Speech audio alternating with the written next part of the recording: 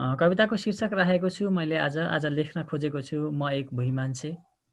म एक भुइँ मान्छे, सम्म सगरमाथाको चुच्चो देखिँदैन भीमसेन स्तम्भ। म एक अनागरिक, नागरिकता खोस्टो हराएर देश। म एक अनागरिक, नागरिकता खोस्टो हराएर देश खोज्दैछु एक दम्ब। केचना कवलको खाल्डोमा बसेर म एक भुइँ मान्छे। म एक भुइँ मान्छे, म हेर्दैछु सैलुङको शिर। म हेर्दैछु सैलुङको शिर, देखिँदैछ स्याल हुइयाहरू, शान्त समुद्र जमेर आगो हिउँ, पग्लेर चट्टान नदीको बहाव। बहँदैछ मेरा शिरहरू, मुर्कुट्टा बन्ने डर बोकेर, किनकि म एक भुइँ मान्छे। हेरेर शान्त रातहरू मुर्दा शान्तिले किन आज, हेरेर शान्त रातहरू मुर्दा शान्तिले किन आज। ऐठन हुँदैछन् अश्विनी कुमारहरू, अमृत प्याला बोकेर, मेनका र उर्वशी किन शान्त आज। आसुरी अल्कापुरीहरू, म आज दृष्टिविहीन छु, म एक भुइँ मान्छे। म किन देख्थिन कदम र बाँसुरी, कालदहका नागहरू। म टुप्पी खोज्दिन, मलाई हिन्दुत्वको बात लाग्छ। म जनाई खोज्दिन, मलाई बाहुनवादको बात लाग्छ। म टुप्पी खोज्दिन, मलाई हिन्दुत्वको बात लाग्छ। म जनाई खोज्दिन, मलाई बाहुनवादको बात लाग्छ। बाइबल वेदको आधुनिकता धोतीसँग टाइट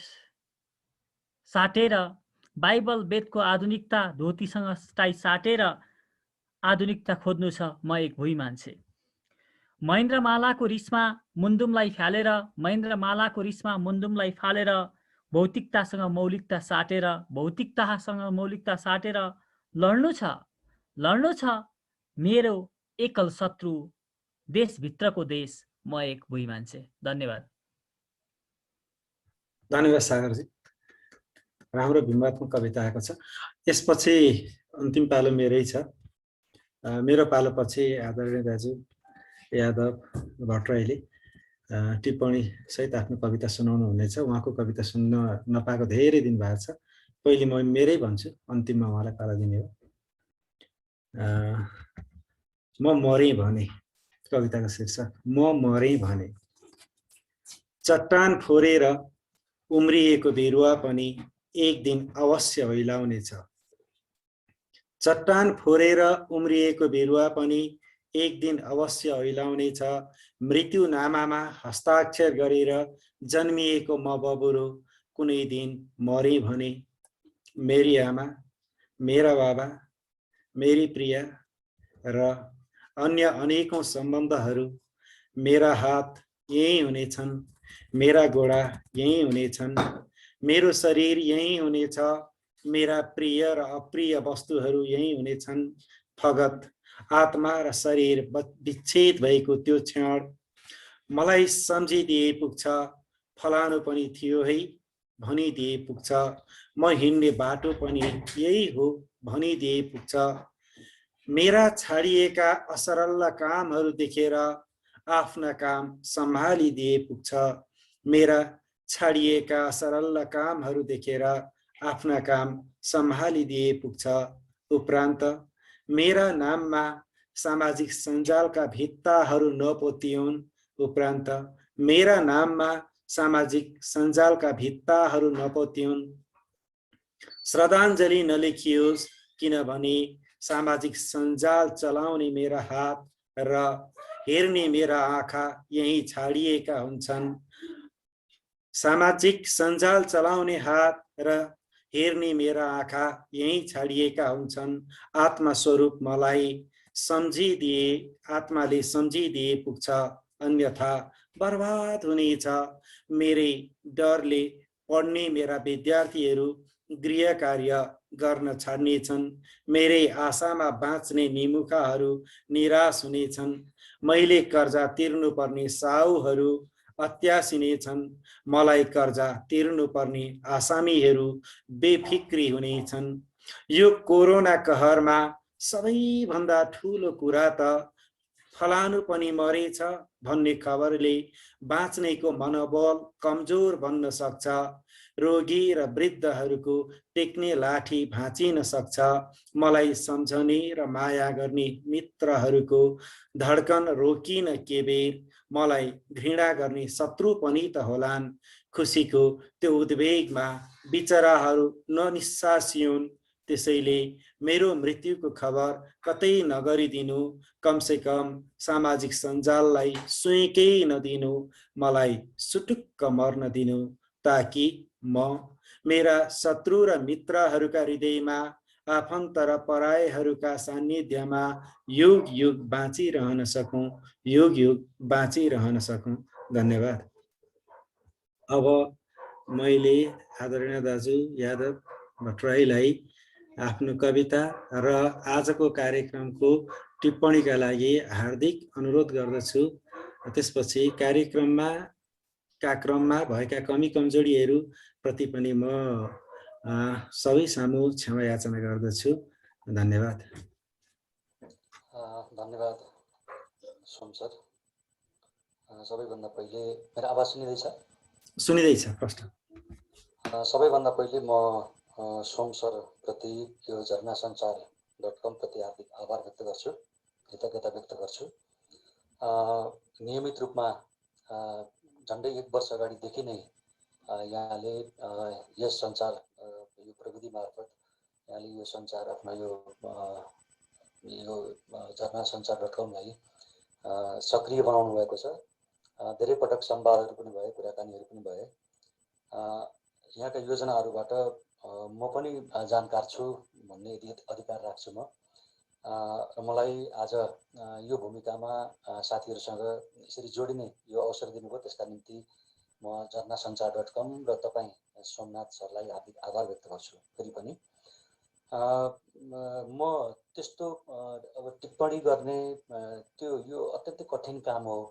कृति पढेर, रचना पढेर, त्यसलाई चाहिँ पटक पटक पङ्क्तिहरू पढेर गर्ने काम हो। यो चाहिँ सुनेका भरमा, त्यो पनि मैले बेला बेला भिडियो अफ गरेँ। यो साउन्ड बक्सलाई कानमा राखेर चाहिँ मैले सुन्ने प्रयत्न गरेँ। मैले त्यो कुरा पनि रहस्य खोलिदिन्छु यहाँहरूलाई। किनभने यो टिप्पणी गर्ने काम भनेको अत्यन्तै कठिन काम हो। किनभने समीक्षा अथवा टिप्पणी कुनै कृतिका बारेमा, रचनाका बारेमा बोल्ने काम चाहिँ अथवा त्यसको समीक्षा गर्ने काम भनेको गाह्रो काम हो।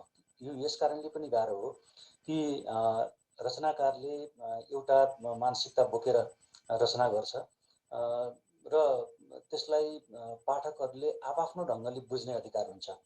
र कुनै पनि सिर्जनालाई वाचन गरिसकेपछि त्यो फेरि त्यो सर्जकको मात्रै त्यो सम्पत्ति रहँदैन। त्यसलाई आफ्नो ढङ्गले अर्थ लगाउने त्यो अधिकार चाहिँ पाठकहरूले राख्छन्, श्रोताहरूले राख्छन् भन्ने मलाई लाग्छ।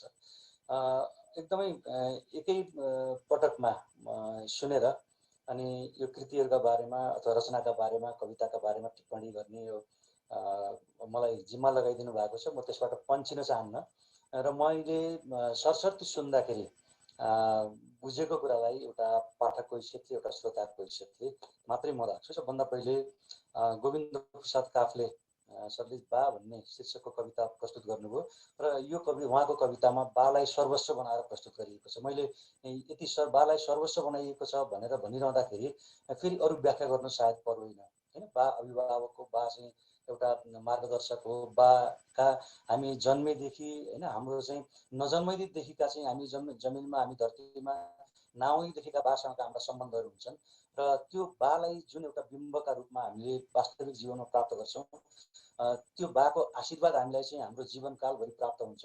र त्यो यो यस अर्थमा चाहिँ गोविन्द प्रसाद काफ्ले सरको कविता प्रस्तुत भएको छ। एउटा सुन्दर कविताका रूपमा चाहिँ यो आएको छ।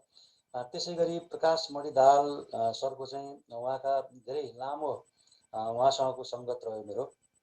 झन्डै 2 दशकभन्दा बढीको एउटा उहाँसँग हामी सँगसँगै जस्तो मञ्चहरूमा कार्यक्रमहरूमा हामी रहन्छौँ। उहाँका विविध बहुआयामिक व्यक्तित्व, उहाँका निबन्ध त्यस्तै लेख्नुहुन्छ। एउटा अङ्ग्रेजीको चाहिँ अध्यापक भएर उहाँले नेपाली भाषामा निबन्ध, कविता लगायतका कुराहरू लेख्नुहुन्छ र उहाँको अगाडि मैले उहाँका कविताहरूको टिप्पणी गर्ने त्यो हैसियत म राख्दिनँ भन्छु म चाहिँ। तैपनि उहाँले समय र मान्छे शीर्षकको कविता सुनाउनु भयो र यहाँ चाहिँ मान्छेसँग समय छैन, मान्छे चाहिँ समय हुँदैन होइन भन्ने कुरा लगाउँदै समयका अनेक अर्थ उहाँले चाहिँ लगाउनु भएको छ र वास्तवमा समय छ पनि र छैन पनि।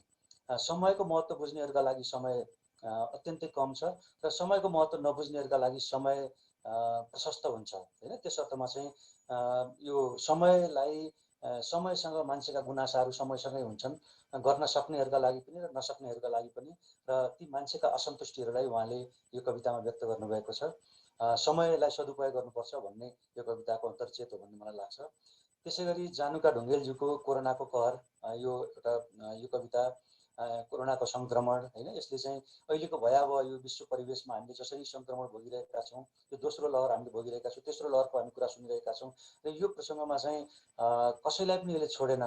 धनी गरिब पनि भनेन यसले, महलमा बस्नेहरू र झुपडीमा बस्नेहरूलाई कुनै फरक देखेन होइन। यसरी चाहिँ एउटा यसको नृशंस एउटा नृत्य होइन, यो मृत्युको एउटा नृत्य जसरी चाहिँ यो कोरोनाले चाहिँ दिइराखेको छ, त्यसको यो पीडाको यो भयावहतालाई चाहिँ उहाँले यो कवितामा व्यक्त गर्नुभएको छ। सुन्दर यसको भाव चाहिँ यो कविताको छ र अहिले सुन्दर यस अर्थमा कि कविता सुन्दर र यसको दिने भाव चाहिँ एउटा मार्मिक भाव यो कविताले प्रस्तुत गरेको छ। त्यसै गरी विष्णु दाहालज्यूको कोरोना शीर्षकको कविताले पनि त्यही विध्वंसलाई, यसले कोरोनाको कहर होइन, यसले यो विनाशको चित्रण उहाँले चाहिँ कवितामा गर्नुभएको छ। अहिलेको त्रस्त होइन यो विश्वको महामारीलाई चित्रण गरिएको छ। यसले सबैलाई चाहिँ आफ्नो घरमा नजरबन्द गरायो होइन। मान्छेले मयौँ भन्ने एउटा चाहिँ भ्रम मान्छेमा थियो, तर यसले चाहिँ त्यो एउटा अदृश्य भाइरसले पनि मान्छेलाई तहस नहस पार्यो। मान्छेलाई एक निमेषमै उसलाई चाहिँ समाप्त गर्ने त्यो सामर्थ्य त्यो भाइरसमा छ होइन। र मान्छेबाट हामी मान्छे नै टाढा भएर हामी मान्छेको निकटतालाई यो भाइरसले कति दूरी बनाइदियो होइन। हामी डिस्टेन्स मेन्टेन गरेर बस्नुपर्ने, दूरी कायम गरेर बस्नुपर्ने, अनुहार छोपेर हिँड्नुपर्ने होइन, मान्छेबाटै हामी मान्छे भागेर हिँड्नुपर्ने अवस्था, घर परिवारकै मान्छेहरूसँग चाहिँ अलग भएर बस्नुपर्ने, यो एउटा अत्यन्तै यो चाहिँ विरूपतालाई, कुरूपतालाई यसले प्रदर्शन गरेको छ यो कोरोना शीर्षकको कविता, संवेदनशील कविता। त्यसै गरी सीता सापकोटाज्यूको छोरीवादी म, एउटा छोरीसँगको संवाद, यो एउटा नारीवादी कविता पनि हो यो। र यसले एउटा नारी आमाले एउटा छोरीसँगको आमा वर्तमान भएर र छोरीलाई चाहिँ भविष्यका रूपमा हेरेर उहाँले भविष्यसँग एउटा चाहिँ संवाद गरेको, निहालिरहेको होइन, भविष्य निहालिरहेको, वर्तमान र भविष्यलाई एकसाथ निहालिरहेका चार आँखाहरूका रूपमा चाहिँ मैले यो कवितालाई पाएँ। त्यसै गरी एउटा अत्यन्तै सुन्दर यो कविताका रूपमा मैले पाएको छु। सुदेश पन्त सरको नारी सौन्दर्य मन्दाक्रान्ता छन्दमा, यो यसमा नारीको सौन्दर्य वर्णन गरिएको छ। नारीको बाहिरी सौन्दर्यको मात्रै छैन, यहाँ नारी मनको सौन्दर्यको पनि वर्णन यसमा गरिएको छ। र जाडो र गर्मी दुवैमा चाहिँ आफ्नो उत्तिकै सौन्दर्य छर्न सक्ने भनेर जाडो र गर्मीलाई चाहिँ चिसो र तातो भनौँ, हामीले सुख र दुःख भनौँ, अथवा चाहिँ विविध चाहिँ समयमा पनि उत्तिकै आफ्नोलाई चाहिँ कायम राख्न सक्ने रूपमा नारीलाई चाहिँ यहाँ प्रस्तुत गरिएको छ। नारीको बाह्य र आन्तरिक सौन्दर्यको चर्चा यसमा यो कवितामा गरिएको छ। सुन्दर कविता। त्यसै गरी देवी प्रसाद गौतम सरको आमा शीर्षकको कविता, आमाको महिमा, यसमा महिमा गान गरिएको छ। आमा जसरी अघि बा कवितामा बाको सर्वव्यापकतालाई चाहिँ प्रशंसा गरिएको थियो, यसमा आमाको सर्वव्यापी भूमिकाको प्रशंसा गरिएको छ, आमाको त्यो भूमिकाको स्मरण गरिएको छ। र आमाको सम्झनाको एउटा मिठो कविता, आमाको स्नेह, आमाको ममता होइन, आमाले सन्तानका निम्ति पाउने कष्ट र ती कष्ट सन्तानका निम्ति गर्ने कष्टलाई पनि आमाले सहर्ष स्वीकार गर्छन् भन्ने एउटा चाहिँ एउटा यो आमा यो शब्द आफैमा चाहिँ एउटा व्यापक छ। र त्यो आमा शब्दभन्दा साह्रै अर्को चाहिँ गरिमा बोकेको महत्त्वपूर्ण अर्थ राख्ने शब्द संसारमा कुनै होला भन्ने लाग्छ मलाई। र त्यो आमाको विशालतालाई प्रकट गरेको यो कविता अत्यन्तै महत्त्वपूर्ण कविता छ। मातृका शर्माज्यूको के आयो जमाना भन्ने यो अहिलेको चाहिँ अत्यन्तै जल्दो बल्दो समस्या हो होइन। हामीले हाम्रा राजनीतिज्ञहरू, हामीलाई चाहिँ बाटो देखाउने पथ प्रदर्शकहरू का भनौँ न उनीहरूको एउटा चाहिँ चरित्रलाई पनि यो कविताले बिम्बित गरेको छ। यो नागरिकतासँगको मात्रै यो कवितालाई मैले हेरिनँ, यसले अहिले हाम्रो वर्तमानमा हामीले भोगिरहेको एउटा राजनीतिक परिदृश्य, अब यसलाई भन्नुपर्दाखेरि अहिलेको नेतृत्वले चाहिँ यही नागरिकता विधेयकलाई चाहिँ विरोध गरेको पहिले हामीले समाचारहरूमा सुन्यौँ। अहिले पनि ती हामीले चाहिँ हाम्रा चाहिँ सञ्चार माध्यमहरूमा ती क्लिप्सहरू हामी सुन्न पाउँछौँ।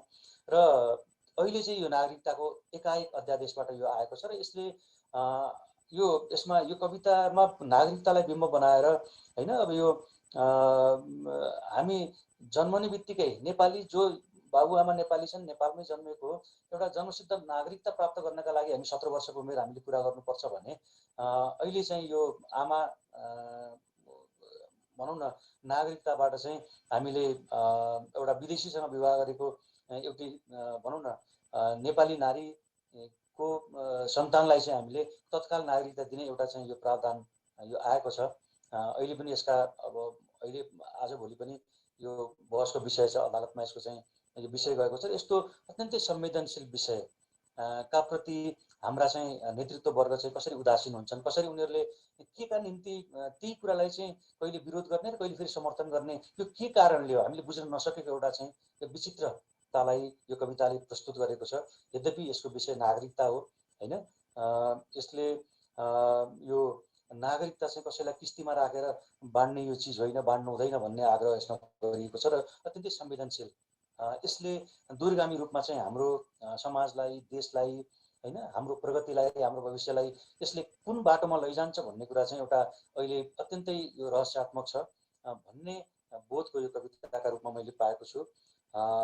त्यसै गरी गुरु रेग्मी सरको कोट कविता, यो कोटलाई एउटा चाहिँ प्रतीक बनाएर लेखिएको कविता हो र कोटका विविध कोटले पाउने शरीर चाहिँ विविध छ होइन। यो एउटा जुनसुकै वर्गका मान्छेले पनि कोट लगाउँछन् र त्यो कोट एउटा भनौँ न त्यसले एउटा शिक्षकले लगाएको कोट, एउटा जादुगरले लगाएको कोट, एउटा चाहिँ प्रधानमन्त्रीले लगाएको कोट अथवा चाहिँ अर्को कुनै एउटा चाहिँ अफिसरले लगाएको कोटमा त्यसको चाहिँ कोट त एउटै हो, तर त्यो कोटले चाहिँ पार्ने प्रभाव चाहिँ को यहाँ चाहिँ चर्चा गर्न खोजेको जस्तो मलाई लाग्यो।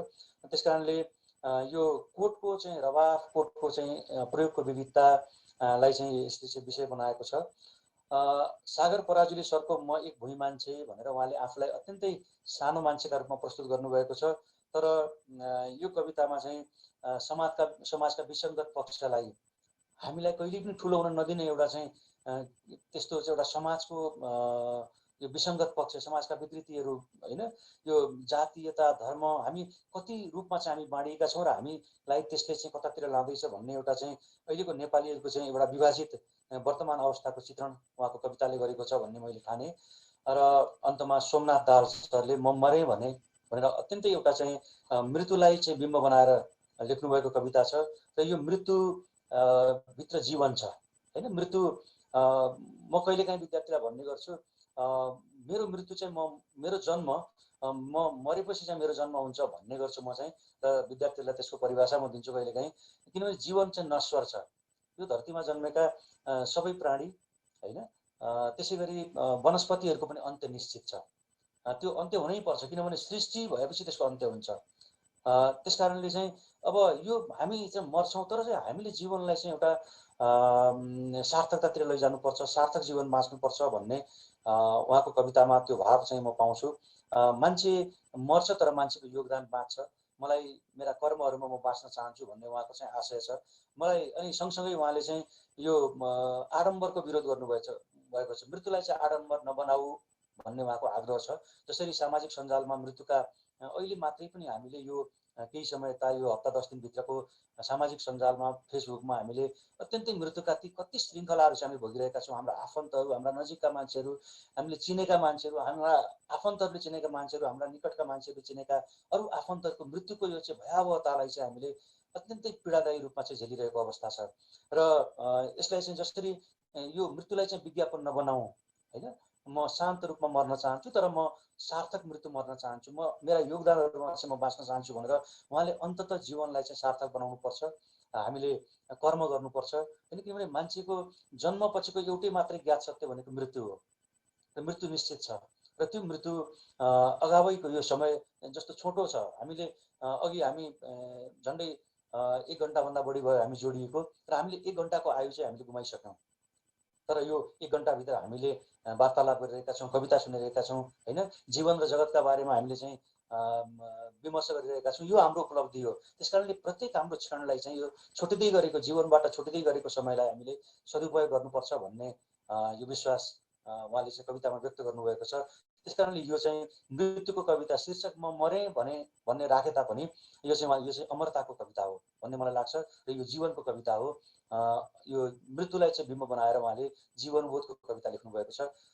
यसरी मैले जानी नजानी सरसर्ती सुनेका भरमा, अत्यन्तै कान थापेर सुनेका भरमा दोहोऱ्याएर ती पङ्क्तिहरू मलाई सुन्ने अवसर पनि भएन। मैले जानी नजानिकन यो यी कविताका बारेमा एउटा श्रोताको हैसियतबाट आफ्नो श्रोता टिप्पणी राखेँ। कति जाने कति जानिन, स्रष्टाले लेख्दाखेरि एउटा बिम्ब बनाएर लेख्छ, तर पाठकले पढेर त्यसलाई श्रोताले सुनेर सर्जकको एउटा स्रष्टाको भावभन्दा बेग्लै ढङ्गबाट पनि त्यसलाई अर्को कोणबाट पनि विश्लेषण गर्न सकिन्छ भन्ने मान्यता म राख्छु। सम्भवतः समीक्षा पनि त्यही नै हो। हामीले यो सिर्जना कसको कविता राम्रो र कसको कविता नराम्रो भन्ने पनि यो राम्रो नराम्रो आफैमा चाहिँ तुलनात्मक शब्द हो। त्यसकारणले लेखिरहने लक्ष्मीप्रसाद देवकोटाका 700 वटा चाहिँ फुटकर कविताहरू उनले लेखे होलान् अहिलेसम्मको प्राप्त एउटा यो विवरण अनुसार। त्यही पनि अझै पनि देवकोटाले बनारसमा हुँदाखेरि बाँच्नका लागि कविता बेचेका थिए त्यो बेलामा, र ती कविताहरू अहिले चाहिँ नेपाल प्रज्ञा प्रतिष्ठानलाई ती उनकै हस्ताक्षरका कविताहरू केही प्राप्त हुँदैछन्। र मैले देवकोटाको प्रसङ्ग किन जोडेँ भने देवकोटाका पनि सबै कविताहरू चाहिँ कहाँ राम्रा छन् र होइन, तर पनि देवकोटा एउटा चाहिँ ठुला कवि हुन् भनेर हामीले चाहिँ देवकोटा महान कवि हुन् भनेर उनलाई चाहिँ हामीले यो उनलाई सम्बोधन गर्छौँ, उनलाई चाहिँ हामीले सम्झिरहन्छौँ, उनको योगदानलाई हामी बुझ्छौँ, उनलाई ठुला कवि भनेका छौँ हामीले।